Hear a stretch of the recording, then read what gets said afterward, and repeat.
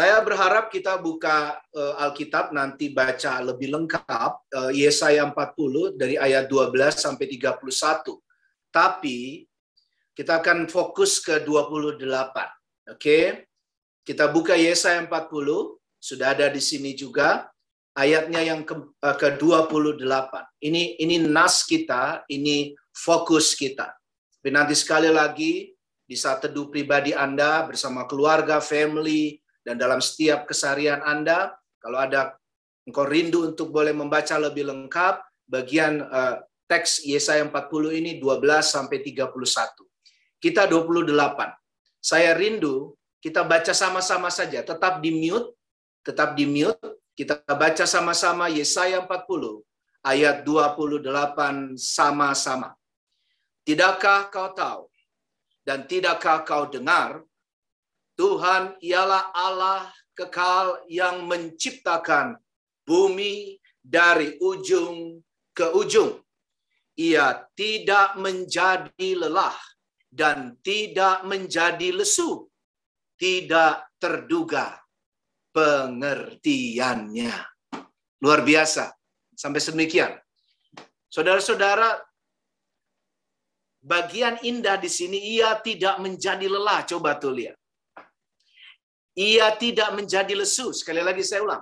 Ia itu siapa? Tuhan. Betul? Ia tidak menjadi lelah. Dan ia tidak menjadi lesu. Baru koma. Tidak terduga pengertiannya. Kalau kata ini, ia di situ, ia yang besar adalah Allah, pencipta semesta langit dan bumi, dan Anda dan saya dan seluruh kehidupan.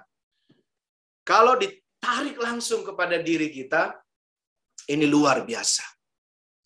Kalau kita ngaku sebagai pengikut Tuhan, kalau kita bilang saya anak-anak Allah, kami persekutuan anak-anak Allah, kami persekutuan pengikut-pengikut Kristus, maka bagian ini jadi keren abis. Kenapa?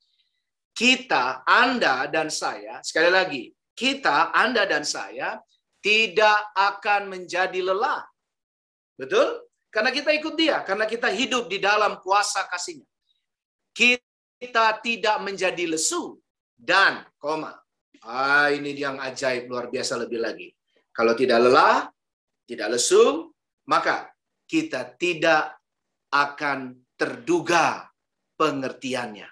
Kita naik, kita lebih lagi dilayakkan, kita lebih lagi bisa menyatakan apa yang bagi manusia sebetulnya itu tidak biasa. Yesaya, bisa dilanjut. Yesaya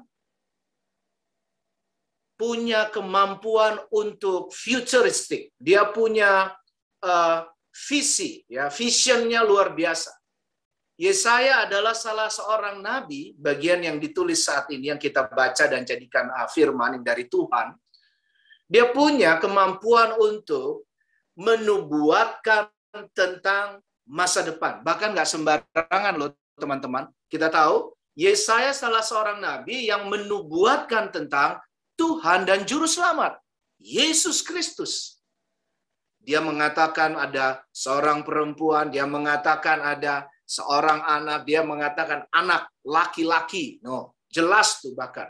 Dia mengatakan bahwa dialah yang akan jadi Mesias, dan ya dan amin. Ini membuktikan tidak hanya bahwa perjanjian lama melanjut dan punya relasi yang kuat dengan perjanjian baru untuk Alkitab, betul? Tapi juga firman-Nya ya dan amin. Itu sumbernya cuma satu, bahwa Allah yang boleh bersabda lewat banyak orang. Hari ini Dia mau bersabda lewat Anda dan saya. Di zaman now ini Tuhan ingin bekerja melalui Anda dan saya. Untuk Anda tidak lelah, untuk kita tidak lesu. Wah, itu keren banget. Jangan lesu untuk kita bisa mewartakan pengertian-pengertian Allah. Cinta kasih Allah bagi banyak orang. Baru yang berita yang terbaru, boleh lanjut? Ini ada kabar baik. Itu saudara, bahwa kasus aktif COVID-19 di DKI turun. Ya, lalu yang sembuh makin banyak. Tapi kita tidak boleh lupa bahwa virus ini masih ada. Benar? Bahkan kita terus doakan. Karena masih ada teman-teman kita, saudara-saudara kekasih kita. Dan saya yakin dalam kebersamaan persekutuan doa PDPK kita juga masih ada yang berjuang untuk sembuh. Ya, yang terpapar. Tapi juga bukan hanya COVID, penyakit-penyakit lain. Tapi bukan hanya juga penyakit, bukan?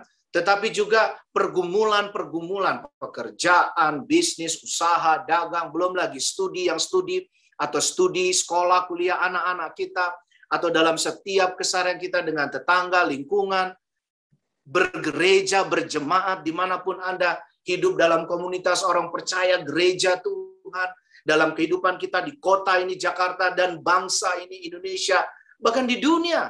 Saya tidak tahu, mungkin ada yang dari luar negeri juga, tetapi seluruh dunia, termasuk kita, Indonesia, termasuk PDPK, Anda dan saya, kita berjuang di titik yang sama. Dari segala stres, tekanan, perjuangan, pergumulan, perjuangan, kehidupan yang tidak hanya sekedar materi bahkan, tapi juga hal-hal yang spiritual, hal-hal yang iman, hal-hal yang rohani. Nah, semua ini membutuhkan ketahanan fisik, ketahanan jasmani. Ini yang pertama. Perhatikan. Tuntutan jasmani. Bagus banget judul yang dipilih ini. Saya benar sukacita karena seringkali kita mengatakan bahwa yang penting rohani, iman kita pada Tuhan. Itu tidak boleh terbantahkan. Benar?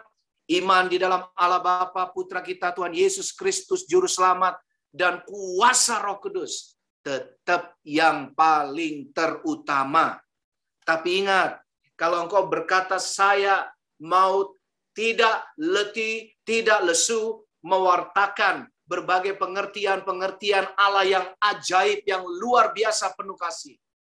Saudara, ingat Allah memberikan bagian tubuhmu dari debu, lalu Allah mengambil itu dan menghembuskan nefas, saudara-saudari, nefas Bapak Ibu, nefas teman-teman pelayanan, nefas keluarga-keluarga Kristus, nafas bukan sekedar nafas hidup, ini saja sudah luar biasa ya, bisa menghirup udara dengan menarik panjang, seperti ini luar biasa, bersyukur.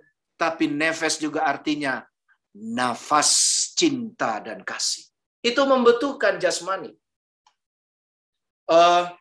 Karena kita memilih dari Yesaya, dan ini dari pengurus, saya waktu menyiapkan khotbah ini, teringat dengan Safwat. Ya, coba lihat gambar ini. Ini gambar dari Jewish Federation, bagus sekali. Ya, kontemporer lukisannya, melambangkan simbol dari Safwat, yaitu bagian ketika umat Israel dikeluarkan, peringatan, ucapan syukur, ketika bangsa Israel diselamatkan Tuhan dari maut dan kekejaman Mesir. Tapi juga Safwat adalah bersyukur karena hasil panen. Nah, ini dia nih. Nih, masih ada beberapa yang lain. Tetapi dua hal besar ini saya mau ajak menjadi refleksi untuk firman Tuhan melalui nabinya yang hebat Yesaya tadi. Ya, Yesaya 40 ayat 28 juga satu perikop penuh 13 sampai 31. Tetapi perhatikan. Keluar dari Mesir, bersyukur. Tuhan akan berkati kita. Pandemi pasti akan selesai. Betul? Amin? Ya. Tuhan punya cara, Tuhan punya waktunya. Percaya sama waktu Tuhan. Percaya sama caranya Tuhan. Banyak pelajaran di pandemi ini.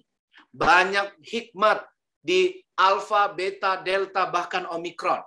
Besok kita belum tahu, tapi kita percaya Tuhan akan mengeluarkan kita dari berbagai kejahatan dan kepedihan dan kesedihan, dari sakit penyakit dan penderita. Yang kedua, panen. Panen merayakan syukur juga. Nah, kalau dua ini menjadi bagian yang indah, Maka di tengah-tengahnya ada apa, saudara-saudara? Ada kerja, ada usaha, ada kerja keras, ada stamina, ada jasmani yang harus kita juga pertanggungjawabkan sebagai ucapan syukur. Karena tubuh hidup dari kepala, ujung kepala, mata, telinga, mulut, tangan kita yang bekerja, seluruh panca indera kita juga yang beraktivitas, studi, sekolah, kita semua dalam usaha, bisnis, dagang, apapun, sampai ujung kaki, itu harus dipertanggungjawabkan hanya untuk kemuliaan nama Tuhan.